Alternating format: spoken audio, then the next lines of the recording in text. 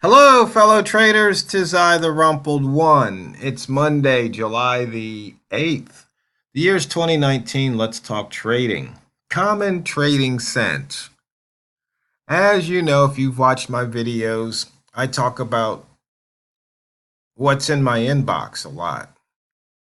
The different emails that I receive regarding trading, the latest indicator they're trying to sell, the latest system they're trying to sell, or the latest podcast or webinar that they're trying to fill seats, virtual seats on, et cetera, et cetera. And I mean, I realize that in the year 2019, common sense isn't so common, but I would think that if you're a trader, you would be kind of maybe at least one standard deviation above the norm of society, and you might just have a little more common sense than the average Joe. But, then again, I could be mistaken. But I guess I give you guys, you traders, a little more credit, right? But I just can't believe what some people believe. It just goes beyond anything that would even remotely resemble common sense. But one thing I think makes perfect common sense is risk and money management. You have to have that in place, and your method, that should be common sense too. It should be simple. I mean, if your method, your indicators, your system, if you've got so much on your screen, you can't even see the candles or the bars, then I think you might want to take another look. And common sense and execution and performance, I mean, you need to be there when it's happening. You need to follow your trading rules. You just can't airball the trade. And for those of you who don't know what airball is, that one of my good trading buddies from, geez, over a decade ago, his screen name was Airball. And he would have, sometimes he would jump the gun, so we just started calling that airballing a trade. When you just, you're just looking at the screen, you just want to do something, next thing you know, you click the mouse and you're in a trade that you probably shouldn't have gotten in the first place. And when it comes to money and risk management, how I put this screen up on just about each and every video that I do, with the exception of, I guess, if it's just one of the videos I do showing, one of my indicators, the training or answering questions. Okay, the weekly gap fill report. You can see here we filled all the gaps late last night. I think it was about 9 o'clock my time, 12 o'clock East Coast time. I put out the weekly open gap video. There were still 4 pairs that hadn't filled, so you had an opportunity to fill the gap. Now, the euro yen had dropped into the lower weekly wick zone from the previous week's candle, but you can see right now it's above it by about 10 pips. And you can see here we're green on the week and the day, since this is still Monday, the first trading day. But for the year and month, we're down. And you can see here we crossed above that previous day's midpoint. And we're still putting in the opening range for the week here.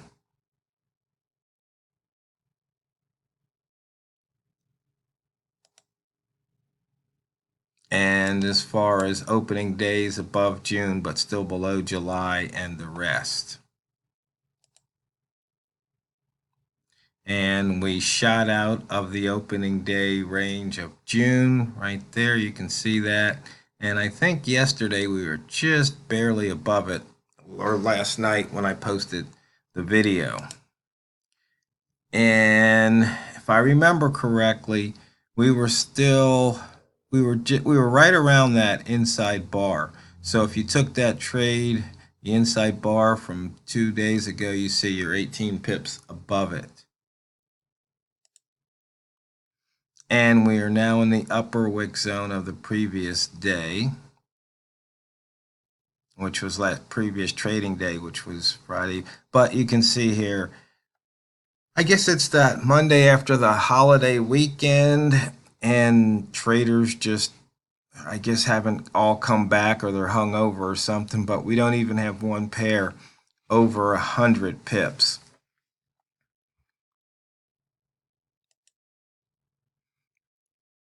You see, we just put in a weekly highest open, so look for a reversal sometime today, even though with a 41 pip range, there probably won't be too much of a reversal. You can see here prices drop below that previous high, that previous high. So this would have been a good level right here, using some common sense to take profit. You see here, this is a pretty clean screen, just a few horizontal lines. You can see the candles. So when you put the crosshairs on there, you can see here this high, and then there was this high, and these highs over here. You can just see the price action. You can see how price has basically been inside this range here. It's moving pretty much inside that range. So in fact, that I was thinking if I had the dynamic high-low indicator, I forget which one, but there's one of them. It would, or actually the dynamic wick zones indicator, if you set it for the hour, it would show those prices and where price is in relation to these wicks.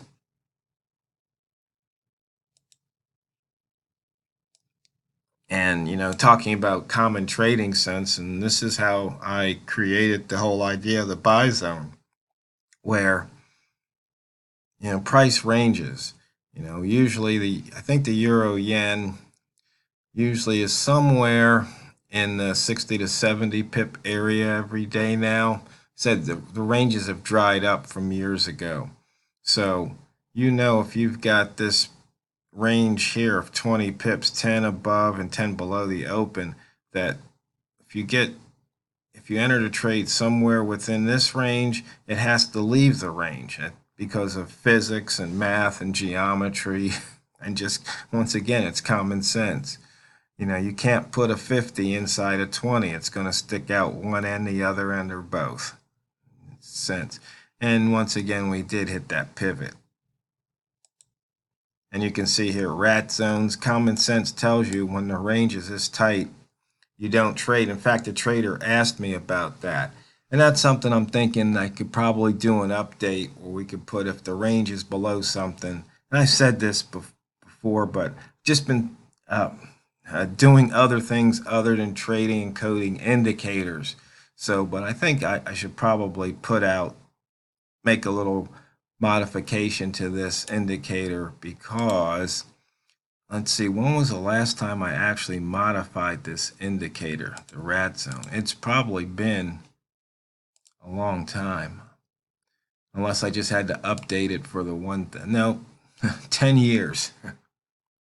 So, and it's still working, still in effect. So that's one of the things about common sense. If you're out there reading, on those trading forums, and you see somebody start a method, and like every other week they're tinkering with it, and they've been doing that for years, I would say you might want to look elsewhere. But if the method's good, it's going to be simple, and it's going to stand the test of time. And to me, once again, that's just common trading sense. And the pivots, I think I told you yesterday that we're going to look for this 122.14 area to hit that weekly pivot. So once again, you can target that area. But as always, remember, These videos are for educational purposes only, and your results may differ from mine. And Forex trading is very, very, very risky. So you might want to consult an accredited, documented financial professional.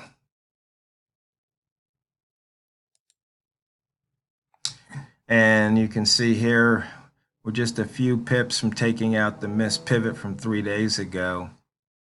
So that might happen today, might happen tomorrow, might not happen at all. We'll just have to wait and see.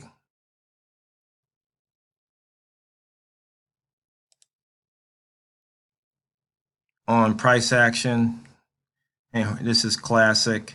Okay, price opened in this area, it had to leave the area. Price opened in this area, had to leave the area. See, it opened here, it left. It opened here, it left. It opened in there, and or rather, it opened here, it left the area. As you can see here, now here's one bar where it did not leave the area. So you can see how you can trade this, or you can use, 3-ball at the bottom, green at the line, you go long, 2-ball at the top, you'll look for a red at the line to go short. I mean, kind of common sense, simple, right? Wick zone, statistically, price leaves the wick zone about 70% of the time. Really not bad odds. Entered the upper, exited, went right through the lower, down, and went right through it again. So you can see the wick zone trades are profitable. Now, I wrote this indicator in 2014, but I was doing the wick zones, I believe, a few years before that. And once again, nothing's changed. Horizontal lines, finally got another opportunity here.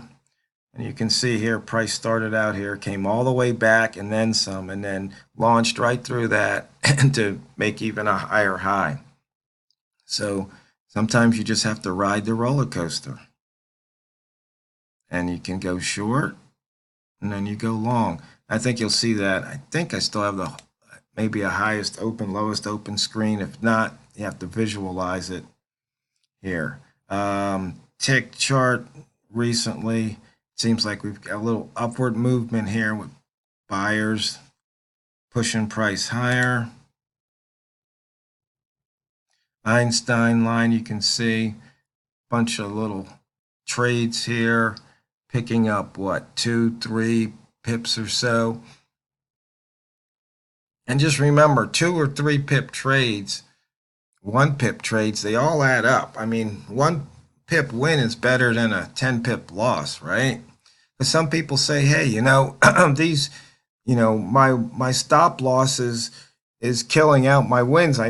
Well, then if your stop loss is killing your wins, maybe you either need to tighten your stop, or you need to be more patient to take bigger wins, or maybe you need to employ a different method. And there might be another idea. Let me know. Maybe I missed an option. Those are the ones that are kind of obvious to me. Let's see. Here again, looking at the highs and lows on the daily to see which way to trade. And this is the first trading day range for the week. So you can see here where price is in relation to first trading day. So here's the high and low for the day. Here's the a low for 3 weeks ago. But you can see here, using that first trading day of the week is profitable, breaking out of that range. And once again, price, travel, analysis, frequency distribution, high to close, close to low for you rats.